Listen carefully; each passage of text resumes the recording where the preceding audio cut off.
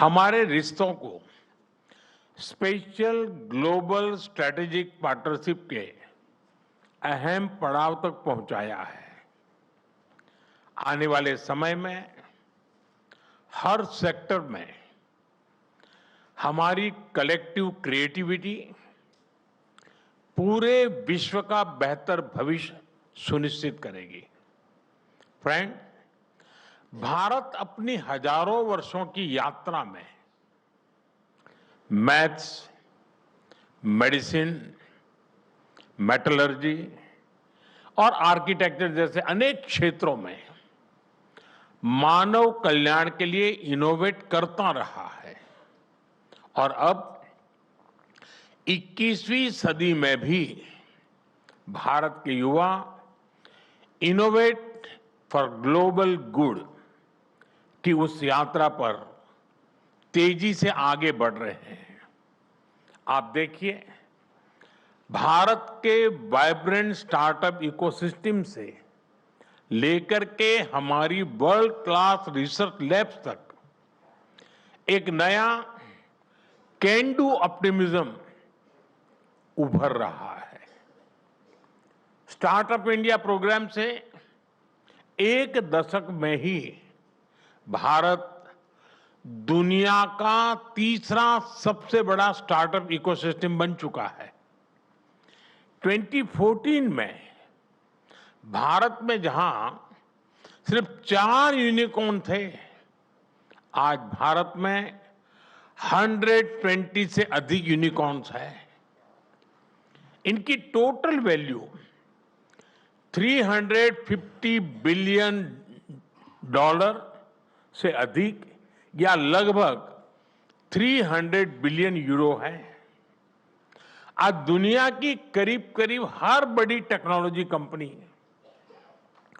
भारत के स्टार्टअप, भारत के इनोवेशन से किसी न किसी रूप में जुड़ी हुई है।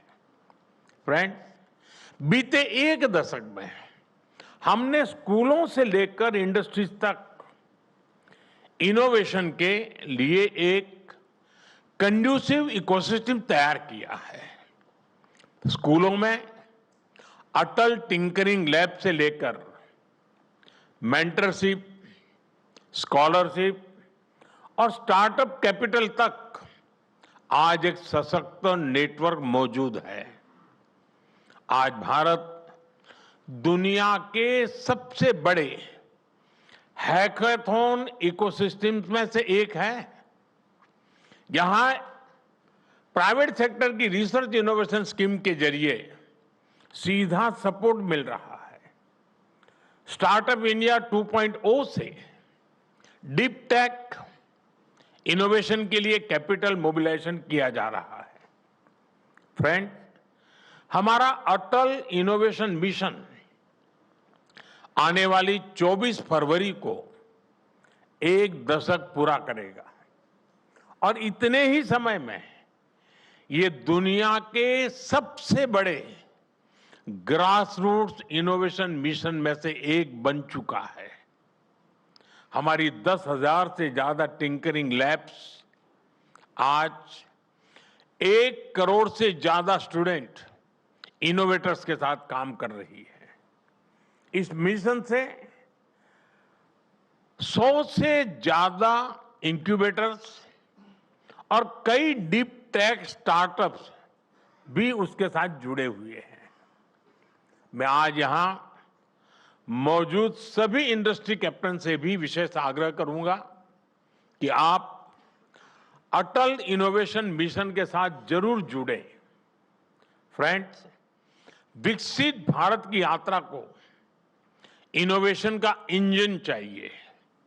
इसलिए इस वर्ष के बजट में भी हमने इनोवेशन इकोसिस्टम को मजबूत करने पर बल दिया है। कंटेंट क्रिएशन को मजबूती देने के लिए 15,000 स्कूलों और 500 कॉलेज में कंटेंट क्रिएटर लैब बनाई जाएगी। एआई, क्वांटम, बायोटेक, सेमीकंडक्टर और क्लीन एनर्जी में हम मिशन मोड पर काम कर रहे हैं।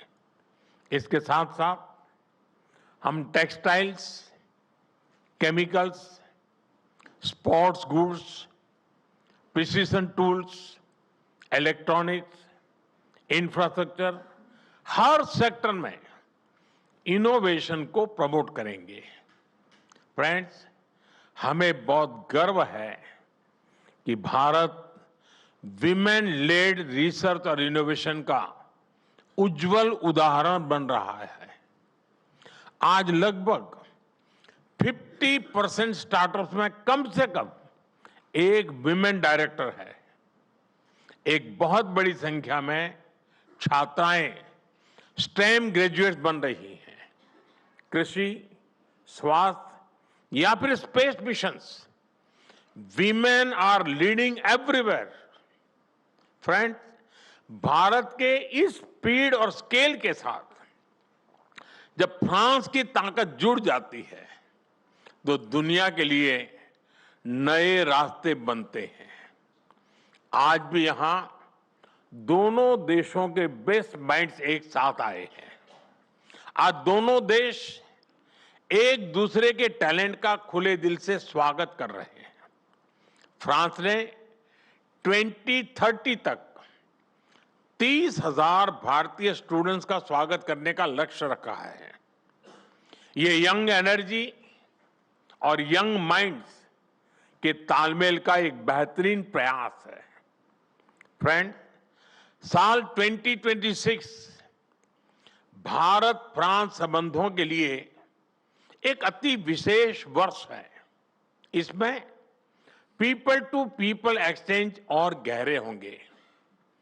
इंडस्ट्री टू इंडस्ट्री पार्टनरशिप का विस्तार होगा।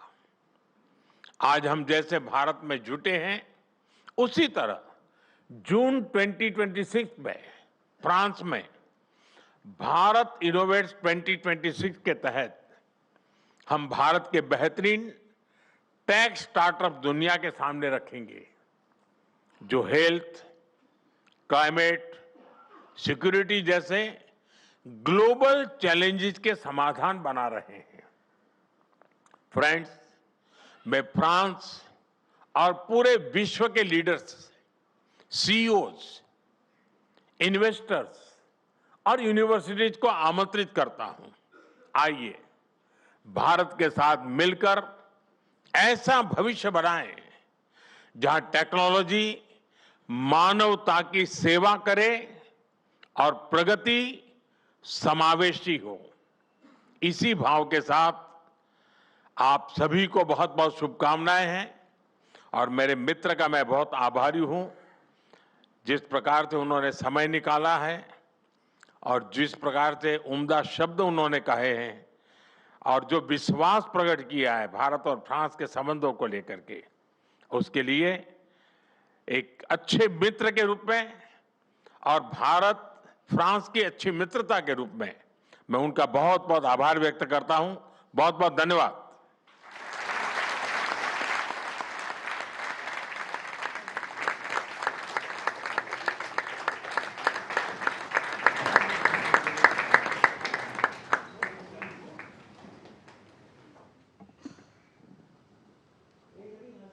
Mr. Modi, thank you, sir. There speaking in Mumbai, as he highlighted certainly the big achievements and of how India stands at this junction as the AI summit is currently underway.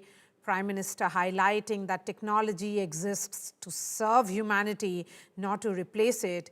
He has gone on to say that the vision is clear. AI must accelerate global development while remaining deeply human-centric. So the centrifugal force of this entire AI development should be around humans. Prime Minister also said that he sees AI as a force multiplier which will further help us push the boundaries of what we thought possible. He has said that India should be among the top 3 AI superpowers globally, not just in consumption of AI, but also in creation. The world must work towards common principles and standards in AI And he has also said that history teaches us that whenever innovation happens, new opportunities emerge, and the same will be true in the age of artificial intelligence. Those are the visuals also on your right side of the screen, where you can see Prime Minister Modi with President Macron, where they are talking about, of course, the various aspects of it. This is an important critical visit of President Macron, Emmanuel Macron, to India.